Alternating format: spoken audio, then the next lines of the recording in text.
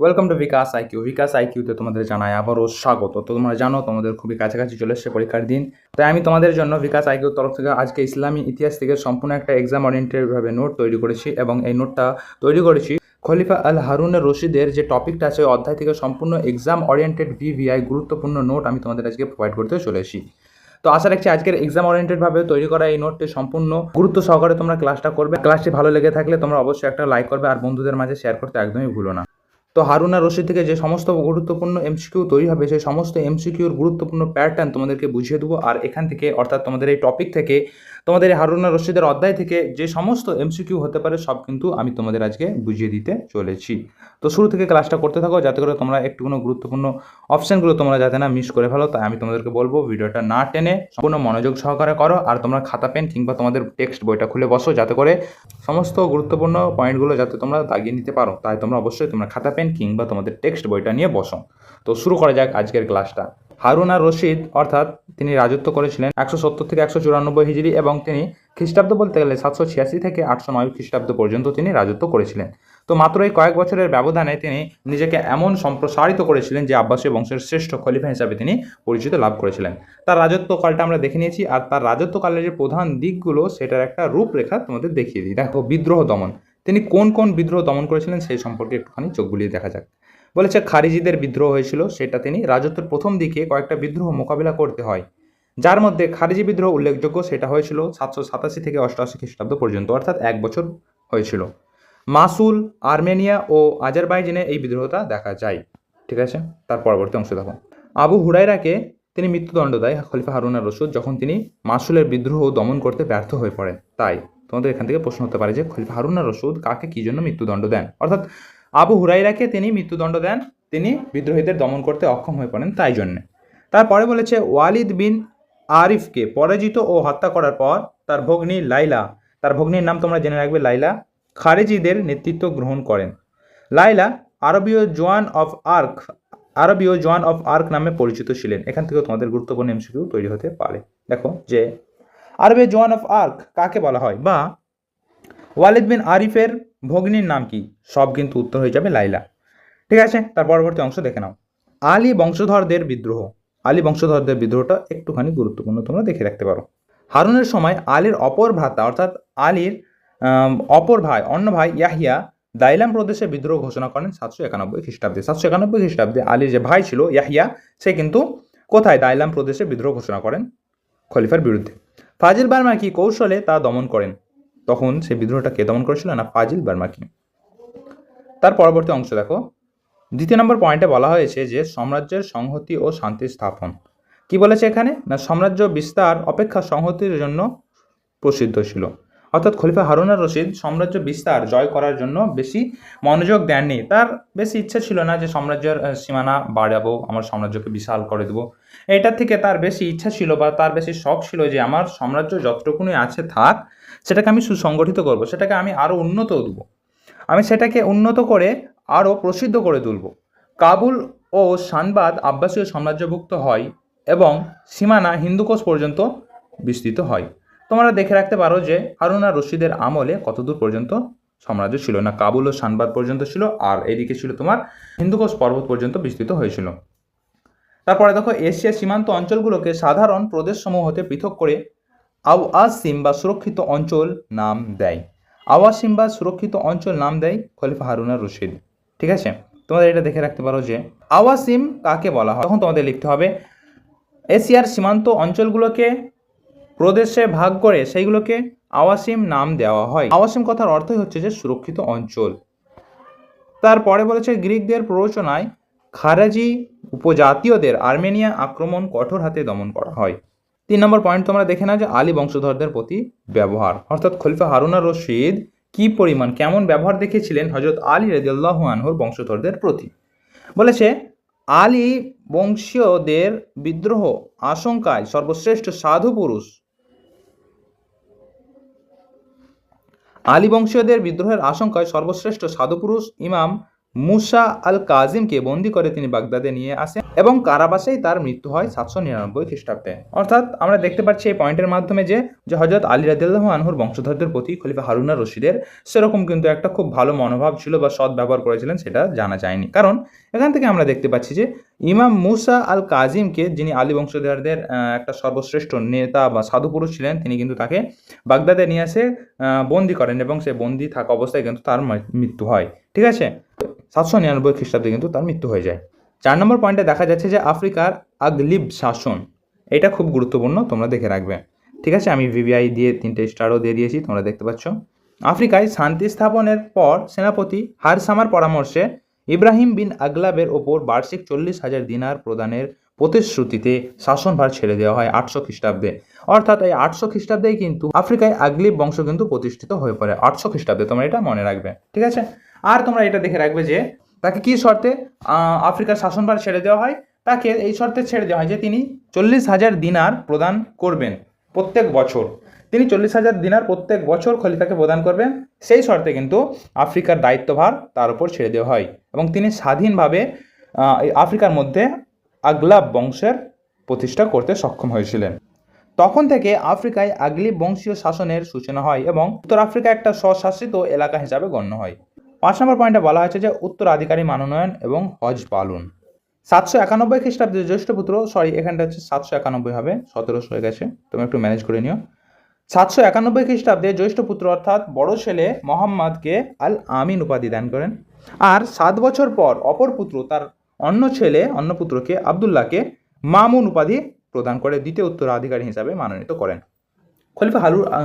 খলিফা হারুন আর রশিদের কিন্তু 12টারও বেশি পুত্র ছিল, 12টারও বেশি পুত্র সন্তান ছিল। তো এখানে প্রশ্ন, তিনি কেন এই দুইজনকেই উত্তরাধিকারী মনোনীত করলেন? দেখো, প্রথমে বলি যে আল আমিন তথা মোহাম্মদ কিন্তু খলিফা হারুন আর রশিদের বড় ছেলে, অর্থাৎ আসল বিবাহিতা স্ত্রীর পুত্র।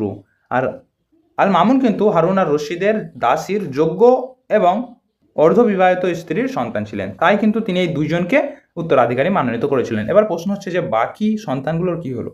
তিনি অন্যান্য সন্তানগুলো ছিল তার কৃতদাসী কিংবা উপপত্নীর সন্তান ছিল, তাই তিনি তাদেরকে মনোনীত করেননি। তবে হ্যাঁ, তিনি অন্যান্য উচ্চ পদে তাদেরকে আরোহিত করেছিলেন। পরবর্তী অংশ দেখো যে 802 খ্রিস্টাব্দে মক্কায় হজ পালনের সময় আমিন ও মামুনের মধ্যে ভ্রাতৃবিবাদ এড়াতে পবিত্র কাবা গৃহে অঙ্গীকার সম্পাদন ও গচ্ছিত রাখা হয়। 802 খ্রিস্টাব্দে কিন্তু তোমরা এটা মনে রাখবে। 802 খ্রিস্টাব্দে কিন্তু মক্কাতে কাবা ঘরের মধ্যে একটা অঙ্গীকার বা একটা দলিল নামা সম্পাদন করা হয়েছিল। কারণ খলিফা হারুন আর রশিদ বুঝতে পেরেছিলেন যে আমিন ও মামুনের মধ্যে হয়তো ভবিষ্যতে কোনো রকমের কোনো ঝামেলা বা ভাতৃবিবাদ হতে পারে, তাই তিনি এই কাবা ঘরে অঙ্গীকার সম্পাদন করে গচ্ছিত রাখেন। মহিষী জুবাইদা মক্কায় জনগণের পানির কষ্ট লাঘবে নাহারে জুবাইদা নামে একটা খাল খনন করেন। তোমরা জানলে অবাক হবে যে এই নাহারে জুবাইদা কিন্তু খনন করতে গিয়ে প্রায় 1 লক্ষ কিন্তু দিনার খরচ হয়ে গেছিল। 1 লক্ষ দিনার খরচ হয়েছিল শুধুমাত্র খনন কার্যের জন্য। আর জুবাইদা কে ছিলেন? না, জুবাইদা ছিলেন হারুন আর রশিদের স্ত্রী। হারুন আর রশিদের স্ত্রীর নাম হলো জুবাইদা। ঠিক আছে, এবার 6 নম্বর পয়েন্টে কি বলেছে যে 6 নম্বর পয়েন্টে বলেছে যে বাইজেন্টাইনীয়দের সাথে সম্পর্ক কেমন ছিল। খলিফা হারুন আর রশিদের সাথে বাইজেন্টাইনীয়দের সাথে কেমন সম্পর্ক ছিল সেটা এক ঝলক দেখে নেওয়া যাক। বলেছে বাইজেন্টাইনীয়দের সাথে যুদ্ধে হারুন আর রশিদের রাজত্বকাল সর্বাধিক উল্লেখযোগ্য ঘটনা। তোমাদের কিন্তু এইটা দিয়ে দিতে পারে যে খলিফা হারুন আর রশিদের আমলে সব থেকে উল্লেখযোগ্য ঘটনা কি, আর এইটাই কিন্তু 2025 সালের যে ফাজিল 3rd সেমিস্টার হয়েছিল সেখানে কিন্তু এটা এসেছিল এই প্রশ্নটা, অর্থাৎ এটা পিওআইকিউ তোমাদের পড়ানো হচ্ছে। আর তোমরা যদি কমেন্ট করো যে আমাদের পিওআইকিউ চাই, তাহলে অবশ্যই আমরা প্রিভিয়াস ইয়ারের সমস্ত কোশ্চেন এবং তার সাথে গুরুত্বপূর্ণ প্রশ্ন যা 2026 সালের 3rd সেমিস্টারে আসতে চলেছে সেই সম্পর্কেও কিন্তু আমরা একটা বিশদভাবে ভিডিও দিয়ে দেবো, আমাদের কোনো অসুবিধা। তার জন্য তোমাদের কমেন্ট করতে হবে, ঠিক আছে, কমেন্ট করতে হবে। তো দেখো, সিংহাসনে আরোহণের পূর্বেও হারুন আর রশিদ বাইজেন্টাইনের বিরুদ্ধে যুদ্ধে লিপ্ত হয়েছিলেন এবং কৃতিত্বের জন্য রশিদ উপাধি পান। অর্থাৎ তিনি যখন সিংহাসনে আরোহণ করেননি, তার পিতা খলিফা মাহাদি কিন্তু তাকে বাইজেন্টাইনদের বিরুদ্ধে যুদ্ধে প্রেরণ করেছিলেন। তিনি তাদেরকে কৃতিত্বের সাথে তার যোগ্যতার সাথে তাদেরকে মুখ ভাঙা জবাব দিয়ে তাদেরকে পরাজিত করেন এবং কর প্রদানে বাধ্য করেন। এই কারণেই খলিফা আল মাহাদি কিন্তু তাকে হারুন আর রশিদ উপাধিতে ভূষিত করেন। ঠিক আছে, আমরা বুঝতে পারি যে কেন তিনি রশিদ উপাধি বা কীভাবে পেয়েছিলেন, এই গল্পটাও তোমাদের মনে রাখতে হবে। ঠিক আছে, তো চলো পরবর্তী পয়েন্টে দেখা যাক। গ্রিকগণের পূর্বের সন্ধি অগ্রাহ্য করলে সম্রাজ্ঞী আইরিন করদানের শর্ত শান্তি চুক্তি করেন 797 থেকে 801 খ্রিস্টাব্দে। 797 থেকে 801 খ্রিস্টাব্দের মধ্যে কিন্তু তিনি কর প্রদানের শান্তি চুক্তি আবার মেনে নেন। ঠিক আছে, তারপরে 802 খ্রিস্টাব্দে নতুন সম্রাট নাইসিফোরাস নিয়ে সব গুরুত্বপূর্ণ এমসিকিউ তৈরি হতে পারে। ঠিক আছে, আমি বলে দিচ্ছি। নাইসিফোরাস চুক্তি অগ্রাহ্য করে ঔদ্ধত্যপূর্ণ পত্র পাঠালে হারুন আর রশিদ অভিযান চালিয়ে তাকে পরাজিত করে। নাইসিফোরাস বারবার সন্ধি ভঙ্গের কারণে একাধিকবার অভিযান প্রেরণ চালাতে হয় হারুন আর রশিদকে। গ্রিকদের সম্পূর্ণভাবে বশে আনা তার পক্ষে সম্ভব হয়নি। দেখো, একটা খুবই মজার ব্যাপার বলে রাখি, নাইসিফোরাস কিন্তু রোমকদের কুকুর নামে পরিচিত ছিল। তাহলে রোমকদের কুকুর নামে পরিচিত ছিল কে? না, নাইসিফোরাস। ঠিক আছে, এটা তোমরা মাথায় রাখবে। আর তিনি কিন্তু ভয় ভীতুর মতন সত্যিকার কাপুরুষের মতনই কিন্তু হারুন আর রশিদের সাথে যতগুলো যুদ্ধ হয়েছিল প্রত্যেকটা যুদ্ধেই কিন্তু তিনি তার সৈন্যদেরকে ছেড়ে নিজে কাপুরুষের মতো পালিয়ে গিয়েছিলেন। ঠিক আছে, তো যতই খলিফা হারুন আর রশিদ চেষ্টা করেছিলেন কিন্তু তিনি গ্রিকদেরকে সম্পূর্ণভাবে বশে আনতে পারেনি, তিনি তার আগেই মারা যান। 7 নম্বর প্রশ্নটা একটুখানি দেখে নাও। 7 নম্বর পয়েন্টে বলা হয়েছে যে বার্মাকিদের বংশের উত্থান ও পতন। বার্মাকি বংশের উত্থান ও পতন 803 খ্রিস্টাব্দে। খুবই গুরুত্বপূর্ণ প্রশ্ন। আর এখান থেকে তোমাদের 3 থেকে 4টে এমসিকিউ তৈরি হবে পরীক্ষায় পড়ার জন্য। এমসিকিউ তো গুরুত্বপূর্ণ, অনেক কিছুই তৈরি হয়, তো পরীক্ষায় পড়ার জন্য কিন্তু 3 থেকে 4টে এমসিকিউ আরামসে তোমাদের আসতে পারে এখান থেকে, বার্মাকি বংশ থেকে। দেখো বার্মাকি বংশের উত্থানটা একটু দেখে নাও।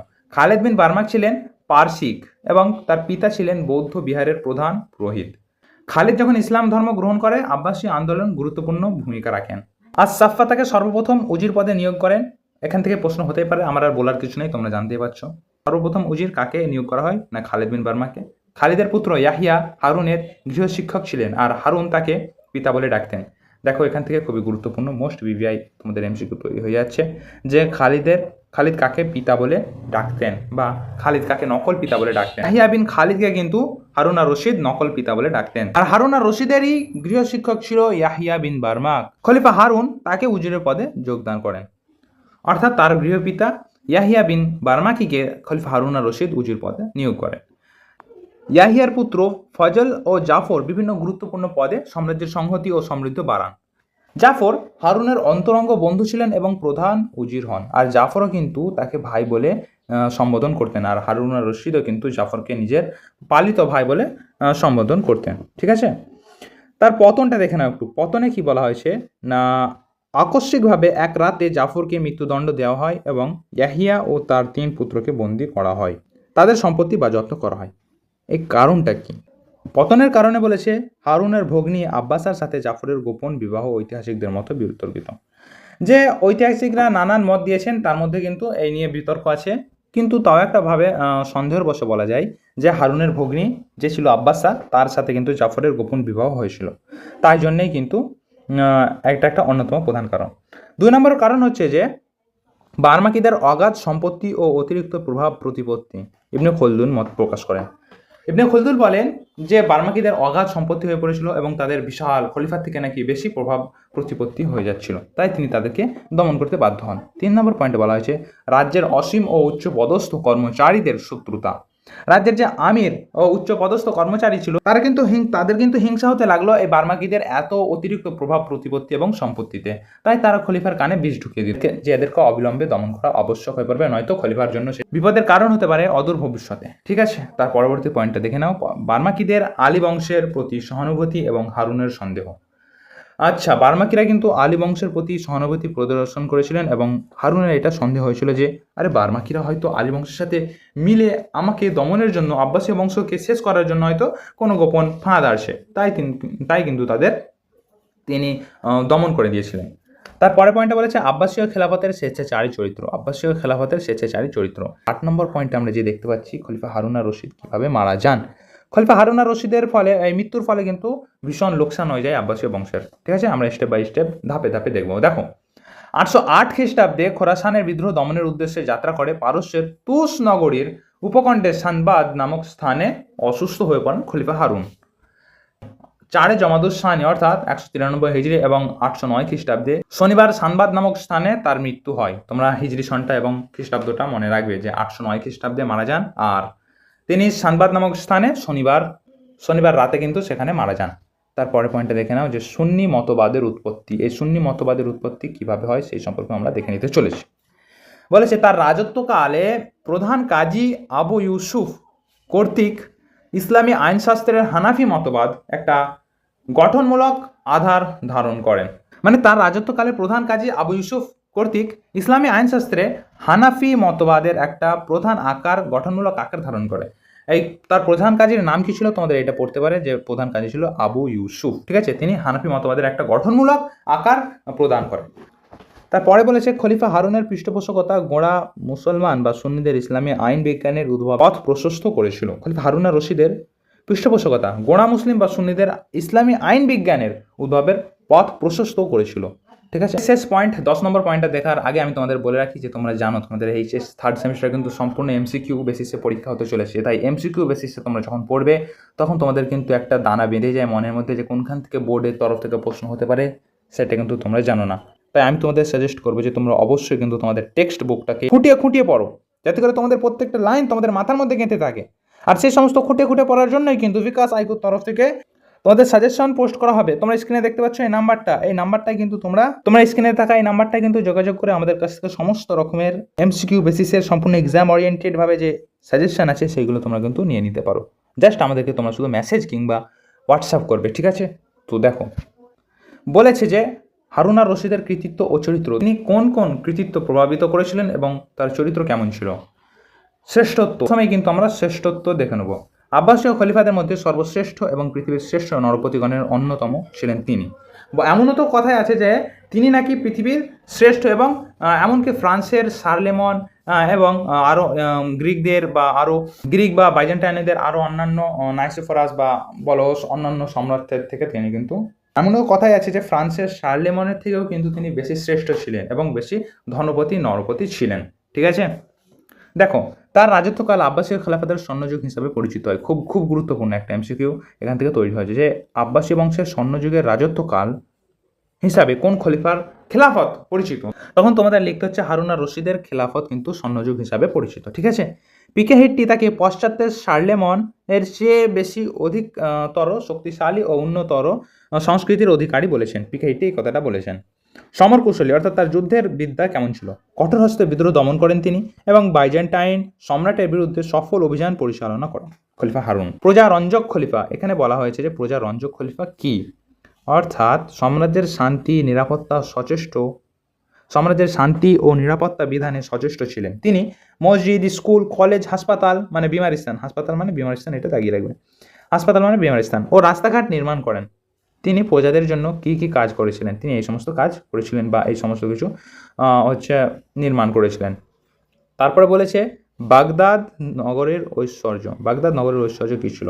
বাগদাদ নগরের ঐশ্বর্য বলতে বাগদাদ বিশ্বের সেরা নগরীর খ্যাতি অর্জন করে তার সময়। পণ্য শিল্প ও বাণিজ্যে অর্থাৎ চীন, ভারত, ইউরোপ, আফ্রিকা বাগদাদের বিশেষ গুরুত্ব ছিল। ঠিক আছে, এই সমস্ত জায়গায় বাগদাদের পণ্য শিল্প যেগুলো ছিল চীন, ভারত, ইউরোপ, আফ্রিকা বা আরও অন্যান্য দেশে কিন্তু বাগদাদের একটা গুরুত্ব ছিল সেই সময়। ঠিক আছে, বিদ্যুৎ সাহিত্যায় বলা হয়েছে জ্ঞান বিজ্ঞান, কাব্য সাহিত্য ও সঙ্গীতের পৃষ্ঠপোষক ছিলেন খলিফা হারুন আর রশিদ। বাগদাদে কাগজের কল প্রতিষ্ঠিত করেন 794 থেকে 95 খ্রিস্টাব্দ। খুব খুব গুরুত্বপূর্ণ, মোস্ট ইম্পর্টেন্ট গুরুত্বপূর্ণ এটা। ঠিক আছে, আমি পি দাগ দিয়ে রেখেছি। দেখো বাগদাদে কিন্তু সর্বপ্রথম কাগজের কল কে নির্মাণ করেন না, খলিফা হারুন আর রশিদ। কত সময়ের মধ্যে 794 থেকে 795 খ্রিস্টাব্দের মধ্যে কিন্তু তিনি সেটা নির্মাণ করেন। তোমরা খাতায় এগুলো কিন্তু নোট ডাউন করো অবশ্যই। আমি এখন পর্যন্ত যা এমসিকিউ তোমাদের দাগিয়েছি সেই সমস্ত কিন্তু তোমরা খাতায় নোট ডাউন করে নিতে পারো। হানাফি স্কুল চরম উৎকর্ষ লাভ করেন তারই আমলে, খলিফা হারুন আর রশিদের আমলে। তিনি চীন সম্রাট ফাগফুর ও ফ্রান্সের নৃপতি অর্থাৎ রাজা শার্লেমনের সাথে বন্ধুত্বপূর্ণ সম্পর্ক স্থাপন করেন। ফ্রান্সের সম্রাটের নাম হলো শার্লেমন এবং চীন সম্রাটের নাম হলো ফাগফুর। এটা কিন্তু তোমরা দেখে রাখবেন। চরিত্রতে বলতে গেলে এখানে কিন্তু বলা যায় তিনি ধার্মিক এবং উদার ছিলেন। দৈনিক 100 রাকাত তিনি নফল নামাজ আদায় করতেন। ভাবতে পেরেছো, সে প্রত্যেক দিন কিন্তু 100 রাকাত নফল নামাজ আদায় করতেন এবং 23 বছর 9 বার হজ করেছিলেন। তার খেলাফতি জীবনের 23 বছর ছিল। এই 23 বছর জীবনকালে তিনি 9 বার কিন্তু হজ করেছিলেন, 9 বার পর্যন্ত হজ করেছিলেন। তারপরে বলেছে তার চরিত্রে কঠোরতা, কোমলতা অপূর্ব সমাবেশ ছিল। তিনি শত্রুদের প্রতি কঠোর ছিলেন এবং তার বন্ধু বান্ধব পরিবারবর্গের প্রতি তিনি কিন্তু অপূর্ব সমাবেশ ঘটেছিল, ঠিক আছে, কোমলতা প্রদর্শন করতে সক্ষম ছিলেন। বংশানুক্রমিকভাবে অসহিষ্ণুতা ও সন্দেহপ্রবণতা তার রক্তে কিন্তু মিশে রয়ে গেছিল, যেভাবে তার পিতা, দাদা খলিফার মনসুর, আব্বাস, ঠিক আছে, এরা সন্দেহপরায়ণ ছিলেন, এরা কঠোর ছিলেন শত্রুদের প্রতি, আর সেই রক্তের গুণটাও কিন্তু তার মধ্যে ছিল। তার চরিত্রে দোষ ছিল, অবশ্যই দোষ ছিল, যা ইমাম মুসা আল কাজিম ও বার্মাকিদের প্রতি এই আচরণে প্রমাণিত করে। তিনি যে মুসা আল কাজিমকে বন্দি করে তাকে হচ্ছে বন্দি করে তাকে ওই জেলের মধ্যে মেরে ফেলেন, বা বার্মাকিদের প্রতি এরকম আচরণ যে জাফর বার্মাকিকে মৃত্যুদণ্ড প্রদান করেন এবং তার পিতা এবং তার অন্যান্য ভাইদের হচ্ছে বন্দি করে তাদের হত্যা করেন বা তাদের সম্পত্তিকে বাজেয়াপ্ত করেন, এই সমস্ত কিন্তু আচার ব্যবহারে কিন্তু তার অসহিষ্ণুতা এবং কঠোরতা দেখা যায়। তারপরে বলেছে জনপ্রিয়তায় বলতে বলা হয়েছে যে তাকে কেন্দ্র করে আরব উপন্যাস বা 101 রজনীর কাহিনী লেখা হয়, ঠিক আছে। তার এতটাই জনপ্রিয়তা ছিল, তাকে কেন্দ্র করে তাকে আরব উপন্যাসের হিরো করা হয়, হারুন আর রশিদকে আরব উপন্যাসের হিরো বলে করা হয়, এবং তাকে নিয়ে কিন্তু 101 রজনীর কাহিনী লিখিত হয়, মানে আলিফ লাইলা আলিফ লাইলা লাইলা আলিফ লাইলা লাইলা নামে কিন্তু এই যে একটা, তোমরা এটা ইউটিউবে বা মোবাইলে দেখেও নিয়েছো আমি আশা করবো, যে আলিফ লাইলা নামক যে এটা সিরিজটা আছে, এই উপন্যাসটা আছে, এটা কিন্তু খলিফা হারুন আর রশিদকে কেন্দ্র করেই লেখা হয়েছিল। তো এই ছিল তোমাদের আজকের সম্পূর্ণ এক্সাম ওরিয়েন্টেডভাবে নোটস এবং ক্লাস। অবশ্যই তোমাদের যদি সামান্যটুকু এই ক্লাসটা ভালো লেগে থাকে, অবশ্যই তোমরা আমাদের চ্যানেলকে বিকাশ আইকিউকে সাবস্ক্রাইব করে রাখো। তো দেখা হবে পরের ভিডিওতে, তার আগে আমি বলে রাখবো, তো অবশ্যই তোমরা যদি এই এক্সাম ওরিয়েন্টেডভাবে সম্পূর্ণ এই গুরুত্বপূর্ণ নোটটা চাও, তাহলে অবশ্যই তোমরা কিন্তু আমাদের স্ক্রিনে দেওয়া এই নাম্বারটির সাথে যোগাযোগ করতে পারো। জাস্ট তোমরা আমাদেরকে এসএমএস করবে, হোয়াটসঅ্যাপের মধ্যে এসএমএস করলে কিন্তু তোমরা পেয়ে যাবে এই নোটটা, ঠিক আছে।